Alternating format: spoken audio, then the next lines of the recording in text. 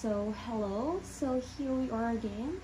I am Abigail Gaviria of BSN English 3A together with my tutor Johanna Eloisa Suede. So, we are now on the fifth and last session of our remedial from scratch to craft, mastering the core of writing. So, we are now done with the first four session of our remedial class. First session, we have the rules of capitalization. The second and the third session, we have the punctuation rules. And the third sessions, we have the commonly spelled words. So on this last session, we are going to discuss or to tackle about the important abbreviations and acronyms. So, Johanna, sa imong own explanation, what comes into your mind kung makabati ikaw kang abbreviations or yung acronym? Do you have any idea? No. Okay, so let's discuss what is an abbreviation. So an abbreviation is a shortened form of a written word or phrase. Abbreviations may be used to save space and time, to avoid the repetition of long words and phrases, so or simply to conform to conventional usage. Abbreviation and acronyms are shortened form of the words or phrases. They assist in making manuscripts easy to read and understand. Additionally, they help in meeting the strict word count targets, avoiding the repetition of words, thereby making the text easy to read. So, abbreviation ang shortened term kay isa ka word. So, ginagamit siya para ma-avoid ang repetitions ng longer words or phrases. What about, what is an acronym? So, can you read what is an acronym? An acronym is a word created by combining the first letter or syllable of each word in phrase to create a new single word. So, ang acronym, ang acronym ka na, kung abbreviation, gina-shorten form kang written word or phrase, ang acronym, ang na ang created by combining the first letter or syllable kang kada word or phrase para makaka-create pagid kang another new single word. So, may mga examples kita rin yung prepare of the commonly used abbreviations. So, may dyan kita na Latin abbreviations. So, pwede mo mabasa ang sa Latin abbreviations. AD, Anno Domini, AM, Ante Meridiem, PM, Post Meridiem, CV, Curriculum Vitae, EG, for example, ETC, etc. IE, that is. So, may bala ikaw ng example sa Latin abbreviation nga nakita mo ron sa isang sentence, paragraph, or an essay. Etc. Okay, etc. So, familiar ikaw sa etc. Pero may natin makita dyan, etc. Like, for example, kung sa isa ka sentence, daw kita i-describe sa isang bagay, daw ginagamitan na lang natin, etc. Kung daw medyo too long, ron gid ang atin yung sentence, di ba? So, ang AM and PM, ang medyo ginagamit natin like kung sa time. So, anti-meridian and post-meridian. So, ang CV ta na ka dyan, curriculum vitae. So, ginagamit natin ka dyan, like for example, ang sa may resume. So, mo dyan ang mga ginagamit natin.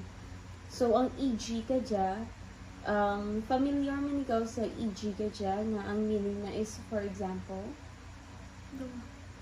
so, mo dyan makita man natin sa mga, like, sa mga paragraph, may mga nakabutang ria dyan na e.g. blah blah blah. So, butang balin, for example, this is the blah blah blah. So, this is the meaning of the Latin abbreviations. So we have also here the abbreviations related to names. So amo dyan na mas common pag dyan ginagamit natin yung mga abbreviations. So first we have there the doctor. So the abbreviation of the doctor is DR. Next we have there honorable. So ang anong abbreviations is HON. So Mr. for MR, Mrs. for MRS, so professor for prof, SR for senior, JR for junior. So amo gid ang kalabanan natin makita ang senior and junior. Kaya ginagamit natin dyan sa after concerning pang certain person. Next is attorney, which is ATTY, and assistant or ASSD.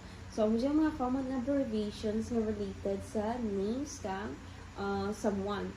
So, familiar man bala ikaw ka sa mga abbreviations related to names? Makahatag ka pa bala kang more example or no? Doctor. Okay, doctor. Aside from here, Senior. Kag junior. aside ka radigya, may nabalaan pa ikaw nga, may mapinsan pa ikaw nga other abbreviations nga related sa names? May madamdaman pa bala ikaw?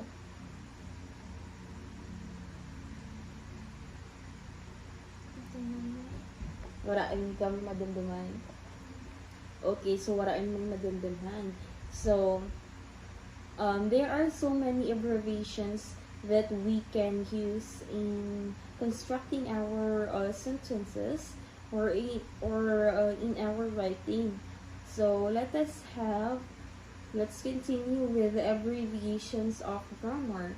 So can you read the different abbreviations of grammar? ABBR, abbreviation. ADJ, adjective. ADV, adverb. OBG, objective.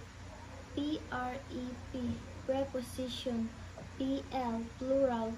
Sing, singular. So these are the common abbreviations of grammar. So ano dyan ang pinaka familiar kanimo sa abbreviations of grammar? Adjective, adverb, plural, singular, objective. So, okay. So, daw medyo rakaman dyan, no? Familiar ikaw since you are a high school student. So, kalabanan makita natin na gidman ka ang adverb, adjectives, preposition, plural, singular, and of course, the objective. So, moving forward, we have there the acronyms. So, man siya ang acronyms. Ang pagani shortened word na nakabase sa mga first words or first syllable sa every word. So, acronyms of education. So, sari-sari ang mga acronyms. So, kaisa ang acronyms usually ginagamit para mas mahapos na rin madumduman ang isa ka bagay. So, we have there BA as in Bachelor of Arts, BS as in Bachelor of Science, MA as in a Master of Arts, MBA as in Master of Business Administration, the MD or Medicine Doctor, the PhD or the Doctor of Philosophy. Familiar ka bala sa mga acronyms of education? Okay. Nagamit siya, like, mabatian mo just mga teachers, sa mga professionals. So, siya ang mga mabatian mo ang mga acronyms ka dyan. So, moving forward, so, here we have here the computer acronym. So, familiar ka bala sa mga parts or all about something computer? Familiar ka bala? Ha? Hindi. So, hindi ka gawa familiar. So, let's try to know what are the acronyms sa mga computer or based on the computer. So, here are the examples of acronym for the computer or computer acronym. So first, we have there the AI. So amo dyan pinaka-rampant and pinaka-common sa kadyang chimpo ang AI, which is the artificial intelligence.